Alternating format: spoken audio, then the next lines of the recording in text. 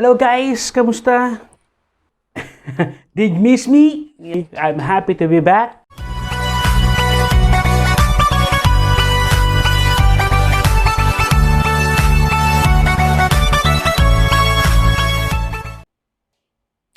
Good day, kamusta? Welcome ulit dito sa ating lecture series, no? This time, pag-uusapan natin ay isang parable.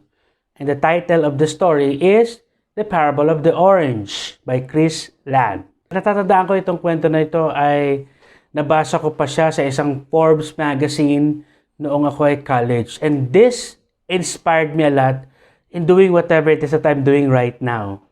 So, it simply comes dun sa saying na whatever it is that is worth doing well. Kumbaga, gagawin mo na lang din ang isang bagay, gawin mo na lang tama at mahusay. Yan yung isa sa mga natutunan ko dito sa kwento na ito. The Parable of the Orange. Let's start. There was a young man who had ambitions to work for a company because it paid very well and it was prestigious. He prepared his resume and had several interviews. Eventually, he was given an entry-level position. Then, he turned his ambition to his next goal, to be a supervisor, a position that would afford him even greater prestige and, of course, more pay. So, he completed the task he was given. He came in early, some mornings, and stayed late, so the boss would see him putting in long hours. After 5 years, a supervisor position became available. But to the young man's dismay, another employee who had only worked for the company for 6 months, imagine 6 months pa lang siya, was given the promotion. The young man was very angry and he went to his boss and demanded an explanation.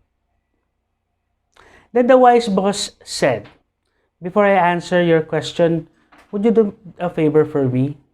Ayan, di ba? Bago sagutin, nag-utos pa. "Yeah, sure," said the employee. "Would you go to the store and buy some oranges? My wife needs them." And then the young man agreed and went to the store. When he returned, the boss asked, "What kind of oranges did you buy?" "I don't know," the young man answered. "You just said to buy oranges.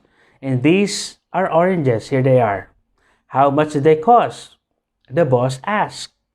"Well, I'm not sure." That was the reply. "You gave me $30. Here's your receipt. And here is your change."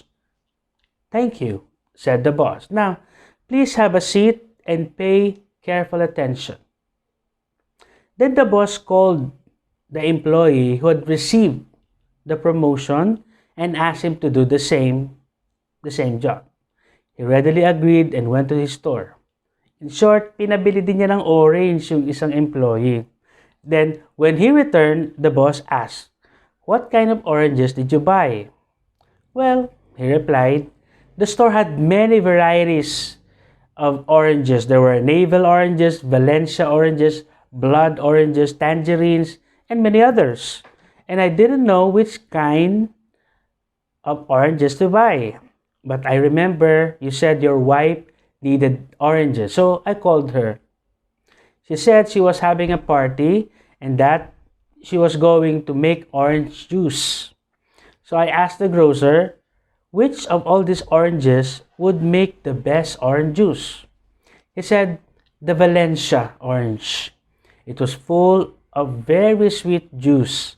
So that's what I bought. I dropped them by your home, and on my way to your office, your wife was very pleased." "How much did they cost?" the boss asked. "Well, that was another problem.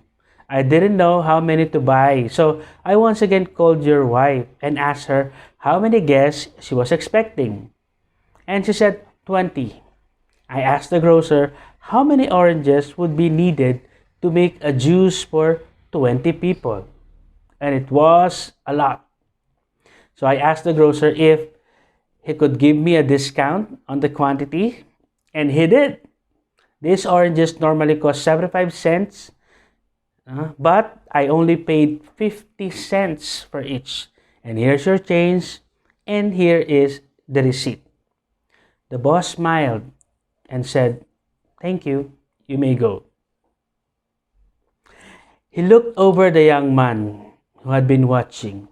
The young man stood up, slapped his shoulder, and said, "I see what you mean," as he walked dejectedly out of the office. So what was the difference between these two young men? They were both asked to buy oranges, and they both did. You might say that one went an extra mile, or was more efficient, or one paid more attention to details. So obviously, naging magkaiba yung diskarte nitong dalawang empleyado. But the most important difference had to do with the real intent rather than just going through the motion. Ano ba talaga yung intention? The first young man was motivated by money. The reason why he wanted to be the supervisor is because of the race. But the other was driven by the intense desire to please his employer and an inner commitment to be the best employee he could possibly be. And the outcome was obvious.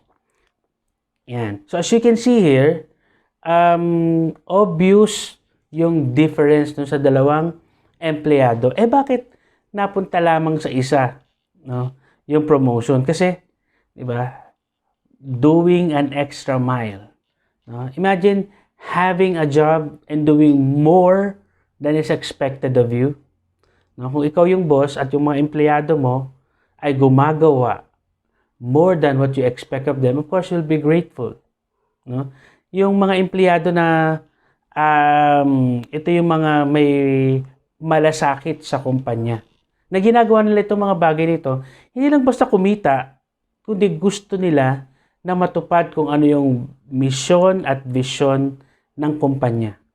Okay? So to reach not only the bottom line, but of course, no, to strengthen yung commitment doon sa achievement ng goal ng company.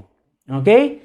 So, very short yung story, pero very fruitful siya pagdating doon sa richness ng lesson na makukuha natin. And as individuals, some of you may be students, no? When we are doing our assignments or projects, sometimes hindi sapat yung sinusunod lang natin kung ano yung instruction. Sometimes it's better if we go beyond, no? Yung extra mile, ika nga, no? Hindi sapat sa iyo yung you just did your best. Okay? You did more than your best. And I hope everybody would do the same. Okay? At kung ganito yung mindset natin, then everybody would be okay. Di ba? Lahat tayo magiging masaya because everybody is doing their job beyond what is expected of them. Okay? So I hope you keep safe and I hope you stay watching all my videos. At kung hindi ka pa nakaka-subscribe dito sa channel na ito, subscribe na. Okay? Paki-like and share mo na rin. No? Para meron pang mga ibang mga tao na makinabang sa mga videos natin. Okay? So I hope you're safe. Goodbye.